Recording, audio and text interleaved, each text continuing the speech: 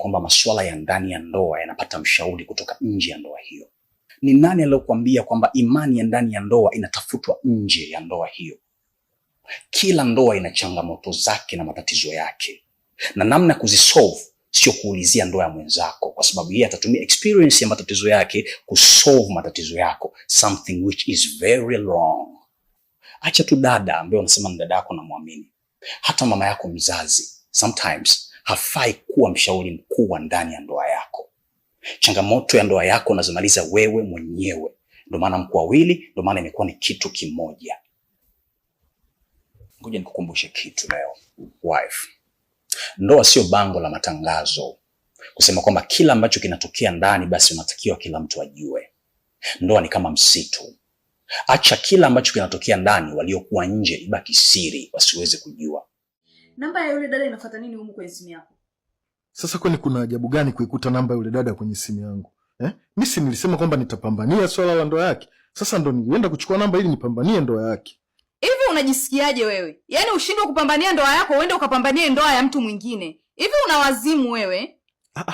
Mimi tena ndoa yangu imenishinda. Wewe ndoa yako unaiweza? Na wewe ndoa yako pia simekushinda kama ya kwangu mimi. Kwanza sikiliza nikwambie. Wewe usitaki kujifanya una akili. Pale tumekutana tu ile kama bahati mbaya. Uenda hata wewe mwenyewe ulikuwa umeenda pale umeenda kumvizia mume wake. Mimi nakujua. Sisi ma midfielder tunajuana. Mimi nikicheza namba 8, wewe unacheza namba 6. Wewe koma wewe. Tena jiheshimu mdeme. Alafu mtu mwenyewe hujionei hata aibu yani. Mtu mwenyewe kitandani hujiwezi, sekunde 2 tu upo hoi, unataka hayo madhaifu mpaka jirani akayajue. Nishakwambia mdeme usinizalilishe kwa majirani. Fanya vitu vyako vyote, tembea na wasichana huko ambao hawanijui lakini sio hawa majirani hawa. Kwa hiyo unataka mpaka madhaifu yako na yeye ayajue, si ndio? Na jambo moja tunaelewa. Nilikuwa nimekuja kuhitaji haki yangu. Haki? Kwani hapa mahakamani? Haki gani unaozungumzia wewe? Nahitaji penzi. Nini? Kwani mimi si nimekwambia sijawahi? Na nimekwambia kabisa sitaki kusikia hayo mambo. Mbona unakuwa mbishi wewe? Labda haunijui vizuri.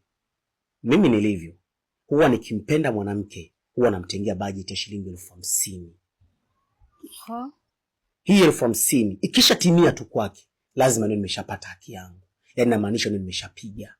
Sasa wewe nimesha ugaramia, imeshafika 50,000 na bado sijapiga. Na dalili za kupiga sizioni kabisa. Unanikazia kila engo. Kwa nimekuja hapa sasa. Nazungumzia mambo mawili. Nazungumzia jambo la kwanza ni pesa ambazo nimeugaramia. Na jambo la pili ni penzi.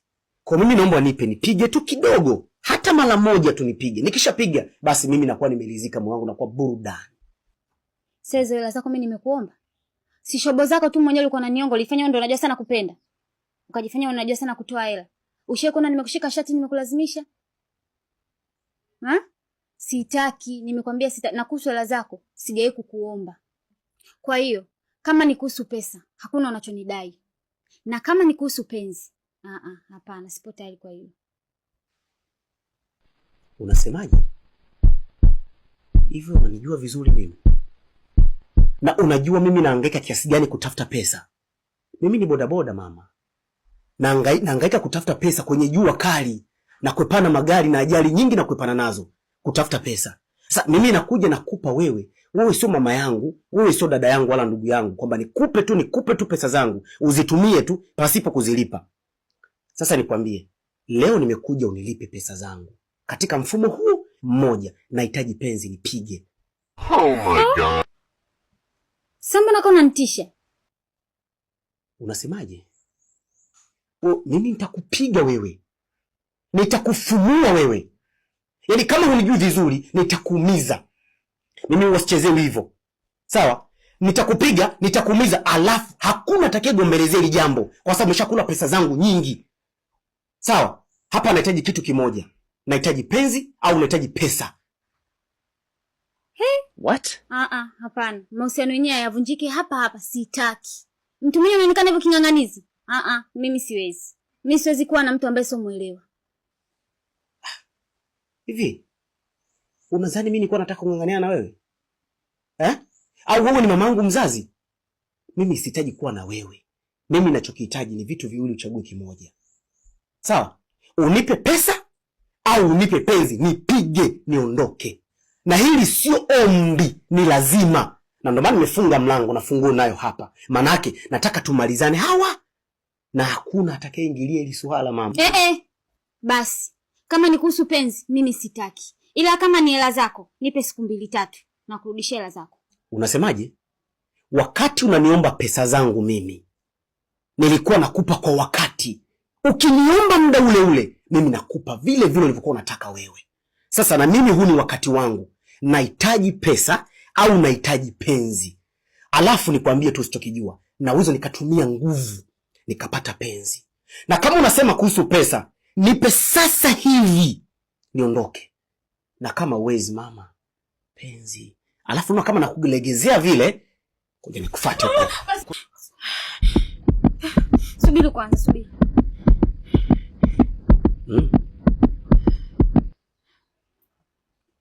Sawa nakupa. Ila ngoja kwanza niende chooni. Chapo. Unaniachaje? Na kuachaje? Yaani unamaanisha nini? Mimi sina hela. Kwani unanidai? Kuna pesa yote unanidai? Labda unikumbushe, wenda unanidai afu nimesahau nijiminyimine namna ya kuweza kukulipa. Mimi ninavyojua mimi tumeshamalizana. Mbona sikuelewi? Taratibu, utanielewa. Unakumbuka siku ya kwanza nimekupa shilingi ngapi? 20,000. Kumbuka vizuri, sio 20,000. 25,000. Sio 25,000. Ni 26,000. We kaka. Usiniambie ile pale 1,000 kwangu nimeiangusha. Hivi unadhani nani anaweza kadondosha hela kwa usawa huu? Pesa ilivyokuwa ngumu. Ile 1,000 ilikuwa ni ya kwangu. Maana yake nilikupa ikawa kama mtego. Sawa? Ulivyoingia kwenye 18 nikakutoanga 10,000. Hapa na hapa tena ukaomba 10,000 nikakupa 10,000 tena. Ikawa 20,000. Na ile 1,000 21,000 nikakuuliza umekunywa chai? Ukasema bado, nikakupa 5,000 kanue supu. Ikawa 26,000. Hiyo ni siku ya kwanza. Lakini nikakwambia kesho yake njoo kijiweni, ukaja mapema asubuhi. Ukasema una njaa hujala. Mama, ukanunua supu ya 1,500 nikalipa. Na chapati 2 kwa shilingi 2,000, jumla 28,000. Lakini mchana tena ukarudi pale pale kijiweni, ukahitaji pilau. Nikakwambia kula 1,000 hizo, 2,000. Bahati nzuri mama ntilia alikuwa na maji fulani hivi ya bomba. Haukutumia bajeti ya maji. Ukala ukondoka ikawa shilingi 30,000. Sijui unanielewa vizuri. Lakini leo sasa katika swala la kupumzika kwenye mambo yetu, nikakushauri kwa sababu nilikuwa nakuonea huruma. Twende kwenye guest za shilingi 5,500. Kwa sababu hela yako nilikuwa naangalia kabisa itatumika sana. Ila wewe ukataka vitu vya matawi ya juu, sijui guest za high class, sijui vitanda vizuri, shuka nzuri, tumekuja. Shilingi 15,000. Jumlisha 30,000 inakuwa shilingi 45,000. Nilikwambia kabisa, pale kwenu kuna guest karibu ni kwa mguu tu chapu. Ila tulipokuja huku budget ya pikipiki. Japo nimekuleta mimi, nimekufuata nikakuleta mimi. Ule umbali distance ya nani pale, nika request nikaangalia pale bei ni shilingi 4,000. 45 kujumlisha 4,000 ni 49. Njiani sasa ukataka energy ya 500. Ikawa 49,500. Hiyo ni budget ambayo utalipo kwako. Katika 50,000 bado 500. Sasa mama, hii ndo change. Katika bajeti yangu yote shilingi 50,000, umetumia 49,500 bado 500. Kweli nitaka kuzurumu haki yako. Hii ndo 500 yako change mama. Nisamehe. Asante. Ila samahani, sijakwambia mapema. Mimi huwa nakaa utaratibu kangu. Huwa nikimtaka mwanamke, huwa namtengea bajeti ya shilingi 50,000. Sasa akijifanya mwanamke nunda, ananichuna kwa maanisha kwamba ananikomoa. Anajikomoa mwenyewe. Ila kama akiwa na huruma sasa, ananichuna taratibu mpaka siku nampata, huenda atabakiwa hata na kachange kidogo katika bajeti yangu 50,000. Ila ushukuru Mungu mama, hiyo 500 iliyobakia ni change kubwa sana. wengine huwa hawapati hata change. Siku njema. Ai. Mungu wangu. Sasa nikasema uenjoy. Hebu ngoja kwanza. Kwanza una condom? Au unataka unipalamie tu? Mimi mwenzio michezo hii waga siendi hivi hivi. Sema nyodo mama. Yaani utafikiri nimekupa 2,000. Yaani pesa yote nilokupa mama bado analeta complaint za condom. Haina shida. Wani mpige mtu alete condom chap.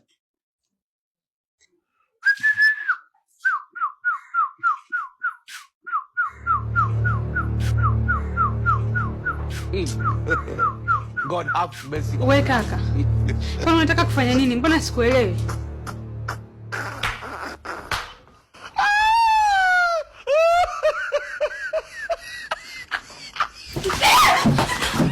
Nataka nikupe zawadi ya busu jipya, exclusive busu.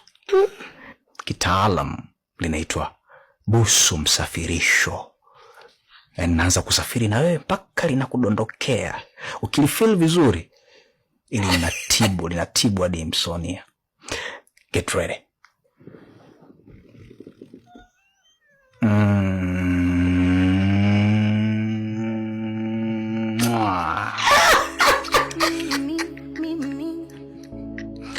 Ila manyanya, unajua mimi nakupenda.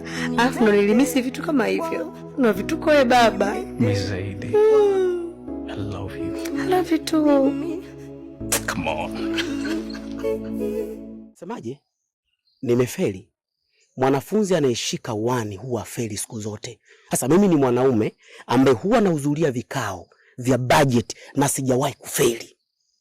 Unajua mpaka sasa hivi natumia shilingi 50,000 yangu. 50,000? Wewe kaka una kichaa eh? Ile 50,000 ulinipa lini? Wapi na saa ngapi? Wewe umepagaa. Umeshasahau kama ulitumia wapi? 50,000 umeitumia tena kwa mkono wako ulikuwa unapokea.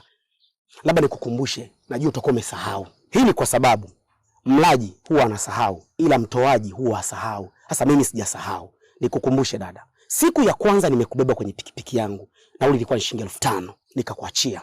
Lakini baadaye ukaniomba shilingi 10,000 pale pale, nikakupa. Siku ya kwanza ikawa gharama shilingi 15,000. Siku ya pili nikakulipia kwenye bodaboda shilingi 10,000. Na wewe nikakupa shilingi 5,000 ya chakula. Ikawa jumla shilingi 30,000. Lakini baadaye ukanipigia simu nikakufuata kule kwenye mizunguko yako. Hapo umeshakula 30,000 tayari. Nikakufuata kule ambako ulikoniambia gharama shilingi 4,000, ikawa shilingi 34,000. Nadhani nakumbuka vizuri. Lakini baadaye ukaniambia nataka maji ya baridi. Shilingi 700 nikanunua. Ukaniigiza 5 Big G za 100. Mimi nikanunua 3. Nikapiga hesabu zangu. Big G 3 ni 300, maji ya 700 ni shilingi 1,000. Kwa 4,000 kwa 1,000 ni shilingi 5,000 na 30,000 kwa 35,000. Baadaye ukanipigia simu. Kavumba na shilingi na shida na shilingi 10,000 si na nini? Nikakutumia. Tena ilikuwa ni asubuhi kabisa. Ikawa jumla 45. Mama, nikukumbushe kingine ambacho umekisahau. Ukaniambia una shida na bando tena. Mwanaume sikuchoka. Nikakutumia la bando. Ikawa imekamilika 50,000. Sasa leo ndo siku ya kwenda kunipatia huduma yangu juu ya shilingi 50,000. Alafu usichokijua sasa, gharama ya guest hapa na nauli ya kukuleta hapa huwa siku zote unalipia wewe kwenye bajeti yako. Ila una bahati kubwa sana kwa sababu mara ya mwisho nimekaa kwenye kikao cha wanaume. Nikaambiwa niongeze budget 50,000, niongeze kidogo hata 70 au 65. Sasa umepita kwenye hiyo budget. Kwa na kuongezea 15,000 na nauli pamoja na guest hapa. Kwa hiyo sasa jitahidi ushuke tuingie ndani tukamalizane. Wewe kumbe boya eh? Haya hiyo hela nilikuomba. Nilikukaba koo, nilikushika mashati kwamba nipe hiyo hela. Si shobo zako mwenyewe. Yaani kama mpango wako ndio ulikuwa wewe ndugu yangu umefeli. Hapo umekwama kabisa. Wewe unanijua mimi vizuri. Yaani dada leo lazima utatapika hela yangu. Yaani lazima uchague mawili. Moja kati ya mawili. Kutapika hela yangu hapa au kuingia ndani kwenda kunipa nipige. Na kama utashindwa kuingia ndani, mimi sasa nina uwezo wa kupiga hata hapa nje. Kazi ya bodaboda ni ngumu. Na kuepana ajali na chomwa na jua kutwa nzima. Sometimes nakaa mgudini atupate hata 100. Alafu mimi nakupa pesa kirahisi. Hiyo pesa ningetoa hata msaada kwa watoto yatima, lakini nimekupa wewe, lazima utoe. Nachokitaka unashuka. Hebu bwana niache kwanza, wewe vipi? Hivyo unanijua vizuri wewe. Unasema? Okay sawa. Sawa. Nishu sikunila? Si ndio hivyo? Twende ukanipe. Fresh, wewe tulia. Mimi mwenzio sijawahi kuingia guest kabisa.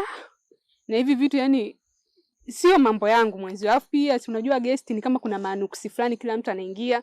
Kwa hiyo ndio maana waga spendi, na ukizingatia mimi status yangu siwezi kuingia guest. Kwa hapa ninachokuomba kakaangu, wewe twende nyumbani kwangu. Kwa sababu mimi nyumbani kwangu kuna uhuru kabisa, hamna mtoto, hamna mme. Pia tutakuwa tumeokoa na gharama sijui kulipia guest. Naomba twende tu nyumbani kwangu. Hilo tu. Mbona halina shida? Sasa ulikuwa ni familia yangu pia. Kwa hiyo unachotaka kuongea ongea tu, hata usijali. Sawa, haina shida. Sasa unajua hii saa 8 muda huaga sana huwa kuna mtu nampelekaga sehemu, kwa hiyo wacha nikamchukue nimpeleke anakoenda. Samahani lakini ngoja tu niondoke. Sikia boy. Una haraka ya kwenda wapi? Na ndo kwanza umefika sasa hivi hapa. Wewe na huyu binti si unamdai huyu? Na bado hujapata haki yako. Sasa kwa nini una haraka? Wewe relax. Ingia kwanza ndani upewe haki yako ndo uondoke ndugu yangu. Wala usiwe na haraka. Mimi sijai kumdai hata 100. Yaani katika mabosi zangu ambao hawana mbambamba ni Keti. Yaani ni tajiri ambaye hana longolongo kabisa. Kwa hiyo ndugu zangu mimi niwaache, nadhani muda umefika kuendelea na kazi zangu zingine. Kwa elini Wewe Kavumba bwana, hebu acha drama zako. Nisikilize kwa makini. Hakuna kitu ambacho unakificha hawakijui. Wanajua kila kitu. Wewe si unandai? Si unataka kuipiga?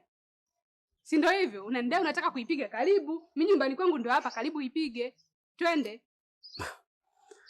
Basi fresh. Mimi ngoja niseme ukweli. Oya, washikaji. Mimi ni mwanaume mwenzenu kabisa. Ndugu zangu. Kasi amekula hela zangu kibao. Yaani amekula hela zangu nyingi sana, na tumekubaliana mara ya mwisho kwamba nakuja hapa nyumbani kwake nakuja kupata haki yangu. Maana yake nakuja kula. Sasa nashangaa nafika hapa nakuta tena kuna mtu mwingine ananiambia kabisa hakuna mume, hakuna mtoto. Kwa hiyo mimi nashangaa nakuta hii hali. Kwa hiyo kiukweli mimi nikuja kwa ajili ya jambo hilo. Lakini kwa sababu tu nimeona mazingira yangu na muda wangu naenda, mimi nimeamua family, yani nimesamee kutoka moyoni kabisa. Hakuna mbaya. Kwa hiyo ni jamani. Sasa je, mambo si hayo mwanangu. Sasa ulikuwa unaogopa nini? Ndio maana tumekuambia kwamba mazingira tayari yameshaandaliwa ndani. Wewe utoka piga mzigo. Relax, ingia ndani piga mzigo ndio ondoke ndugu yangu. Au unasemaje mwana? Fresh. Hana baya. Mambo si ndani. Twende ukaichapa. Haya niache huko wewe.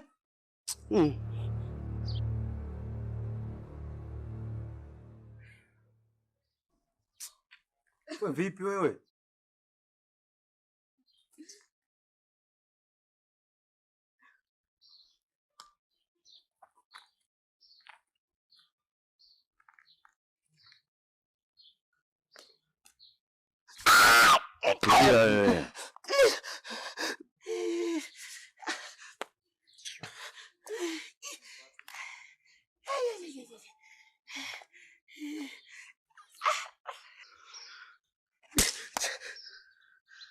Wewe si unajifanya unajua sana kukoloma. Haya sasa koloma mbele ya wao wanaume wenzio. Kwa hiyo kama kutunyima ugogo wako, si ndio? Wewe acha tu. Kwa sababu gani? Naona umezunguka umezurura huko kwa Wahindi, kwa Waarabu, Wapemba, lakini mwisho wa siku umekuja kudondoka kwa Stars. Na ndio maana nimekwambia acha tu. Ya Mungu mengi. Ya kuku mayai. Sasa sikia jeuri. Yaani leo nahitaji unisugue. Tena unisugue haswa mpaka nijisikie. Waacha wewe. Nisikilize Zuu. Hiyo ndio kazi yangu. Yaani kuhusiana na masuala ya kusugua wala ondoa shaka. Yaani usiwe na shaka kabisa. Yaani nitakusugua barabara. Kile unachokitaka utakipata. Ila hofu yangu moja tu. Kamdomo, toka chako hiki. Kamdomo. Hofu yangu naweza nikakuchubua. God have mercy upon us. Na ndio maana nimekuita wewe kwa sababu shughuli yako naijua. Nataka nisugue vizuri maana wengine wananigusaga tu sijisikii. Asante mama. Hivi unajua kwa nini wanakianza wananingangania? Kuna nini? Nimesugua tu. Nitakusugua mpaka uchanganikiwe. Assalamu alaikum. Wewe nani kakupa mamlaka na ruhusa ya kumshikashika mke wangu? Mudi. Sisi ndio kazi yangu za kila siku rafiki yangu. Najua ni kazi yako. Nani kakupa kibali cha kumshika mke wangu? Hujui kama ni mke wangu? Huyu ni mke wa mtu sasa hivi. Huyu yuko ndani ya mamlaka yangu. Sasa Mohamed, unataka kusema kwa sababu ni mke wa mtu tena ndo sisi shughuli zetu tusifanye kwa sababu ni mke wa mtu? Sikia jeuri. Ondoka. Rafiki yangu, wewe unataka kuniambia kwamba mimi hauniamini? Beba kila kitu chako, ondoka. Usipandishe mizimu ya mzulumuni. Sasa Mudi, hebu kwanza subiri. Wewe unataka kuniambia kwamba uniamini kwa shemeji? Jeuri, nimesema ondoka, sitaki matatizo na wewe. Ondoka!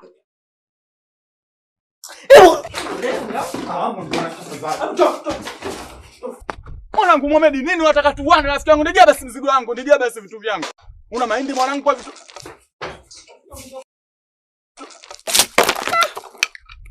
Asante kaka. Haina shida baba. Pumbavu. Nimeelewa wito wenu. Na ndio maana utii kwa haraka. Lakini pia kwa sababu mimi mwenyewe pia nilikuwa na dhamira ya kuja kuonana na nyinyi kutokana na mambo ambayo nilikuwa nahitaji niwashirikishe. Kwa nafikiri hapa leo tunaweza tukamaliza kila kitu.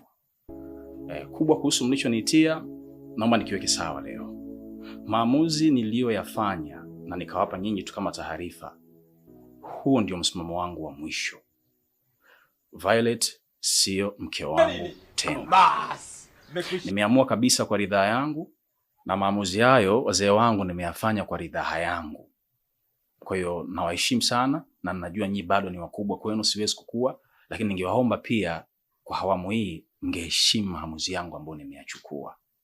Nilijaribu sana kwa kadri ya uwezo wangu kuona kwamba ninaweza kudumu na kuendelea kuishi na aliyekuwa mke wangu. Na hata nyinyi mara kadhaa mlishiriki katika kutatua migogoro ambayo ilikuwa inatusumbua. Mathalan ile situation ya mimi kutoka nje ya ndoa kiasi ambacho nilikuwa kabisa nimekorofishana na mke wangu, nashukuru mlikuja mkarekebisha na wenyewe mkaona nikalimaliza, tukarudi tena kuishi maisha ya kawaida. Lakini baada ya pale kuna vitu vingi sana vimetokea ambavyo kwa hekima tu ya kawaida nisingependa niviseme vyote. Lakini kama ningezungumza baba, kukwambia ukweli, wewe ni mwanaume, asili zetu zinafanana, sidhani kama ungeweza kuvumilia kirahisi. Kwa hata mimi kiupande wangu kwa aliyotokea nikaona hapana, nisiwe mnafiki, nisijitese na kumtesa pia mtoto wa watu. Ni bora tuachane kabisa ili kila mtu arudi katika maisha yake ya uhuru. Kwa nikaamua kwa akili yangu timamu, nikaitoa talaka na kila ambacho kilikuwa kinanihusu nikakikabidhi na kwa kuiacha. Kwa nimeamua kuanza maisha yangu upya. Kwa hiyo Violet ambaye ni huyu amekuja hapa, sijui mlimuita sijui kuna nini, si mke wangu tena, na hakutokuwa na namna nyingine yoyote ya kuturudisha pamoja. Lakini pia leo ndio maana ngasema nije na kitu kingine ambacho kitaleta heshima kwangu, na ningeomba mnipokee pia kijana wenu. Ni huyu binti ambaye nimekuja naye hapa. Huyu anaitwa Matilda. Na huyu ndio yule mwanamke ambaye kipindi kile mlivyokuja kulikuwa na migogoro kwenye ndoa yangu, mkasema niachane naye kwa ajili ya kuinusuru ndoa. Ndio huyu. Nilimwacha kweli, lakini sasa hivi ndo nimeamua sasa kuona nirudiane naye, na ndio mwanamke ambaye nataji kumuoa. Kwa nilikuwa naomba sana wazazi wangu, kama ambavyo mmenipokea mwanzo, na waomba pia mnipokee sasa.